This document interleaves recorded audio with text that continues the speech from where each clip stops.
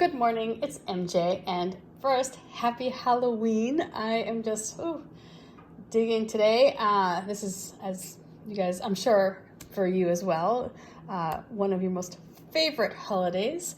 In fact, I'm going to bust my butt this morning and get out as much as I can and get as much done before it is time to go pick up my daughter from school, because after that, it is going to be we're going to be celebrating the holiday. So one of the joys of having an elementary school aged child is that you really get to go in this holiday full in. It's a lot of fun. So please keep that in mind. If you do reach out to me after 2:30 p.m. Pacific time, I am going to be with my child celebrating. So anyway, and that's just for today. Then we get back to it tomorrow. So full of sugar. So it will come in handy tomorrow. Anyway, let's get started with today's reading for the collective. I'm already jacked up on coffee. I don't know, I'm just going to mention this real fast. Maybe you guys had something similar happen last night, but at 3 o'clock in the morning, my dog, Layla, got up and started whining. And I thought, well, maybe she needed to go potty, So I got up and took her out, and she didn't go potty, but she kept whining and she would not go back to sleep. It wasn't until we went out into the living room and I sat on the couch that she finally she snuggled up next to me and she went to sleep. And it was the weirdest thing. And it was just like, why? So I've been up, for some time now. But anyway, let's get started. Sorry, I digressed. But maybe there was just something in the air last night with the animals. If your animal was up at 3 in the morning, keeping you up at 3 in the morning, let me know. Maybe there was just something going on, energetically speaking. Okay, so let's see what these cats bring for us today. And the first card I'm going to pull is the energy that we're working with at this moment today, October 31st, Halloween. What do we have? We know that the veil is thinning, so let's see what these cats bring to us.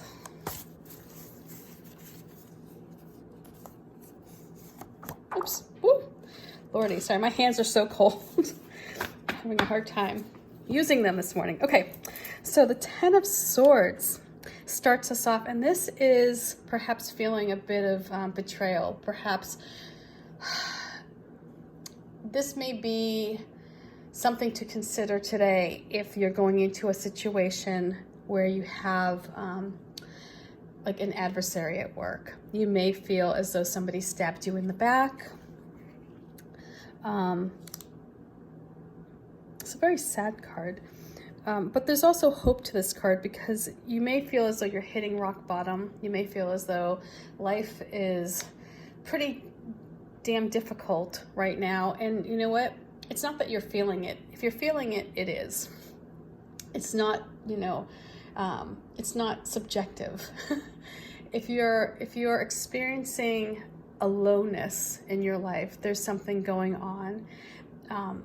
And this card for me, it symbolizes the separation. It's like a pain that comes when you separate yourself from your soul, where you become not so grounded. You see, this is where, in this card here, the rock or the cliff has the tree that's fossilized inside of it, and then the roots are coming out. And it's like, although you're still grounded, there's the part of you that was hurt, the part of you that is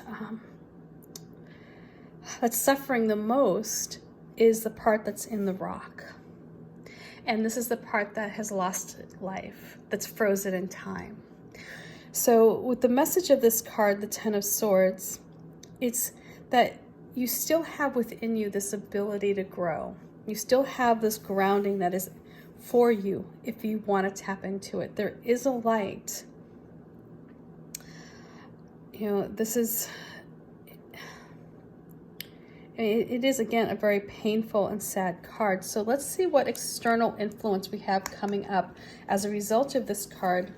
And we'll see how we heal from this energy. And, this could be, again, if you are in a relationship with somebody and they decide that tonight's the night they want to end your relationship, you know, or you may discover that the person who you are with, you know, isn't the person who you thought they were. Perhaps their worst side comes out tonight, whether it's, you know, at a party or from drinking too much. I'm going to be on the lookout because I don't want to feel pain. Okay. But it's something to keep an eye out for, so at least you can mitigate, you know, how intense this energy can be. So what we have coming to us, which is, I mean, what a complete opposite. We have the Four of Wands. So, you know, looking at how this Ten of Swords plays out here and the external influence that's coming to us as the Four of Wands is that whatever this is, whatever this heartache, whatever you feel at that moment, as horrible as it will feel, as the betrayal will sting, what it will end up doing is it will release you from something that's no longer serving you. It will release you from the state of being that is keeping you fossilized almost, so that you can grow outward. You'll see there is that light here around the corner. There is a light. There is a light at the end of this tunnel. And where it leads to is a time of celebration. So here we have these two cats that are just having a blast. When I made this card, I knew from the moment I decided I was going to do this cat deck what the Four of Wands was going to be, and it was going to be these two cats playing with yarn, with the wands being the needles, with the knitting needles. And so I just thought of these two cats having a blast, like playing together, getting together, and just really wreaking havoc in a good way for them, perhaps not for the person who wants to go about knitting later.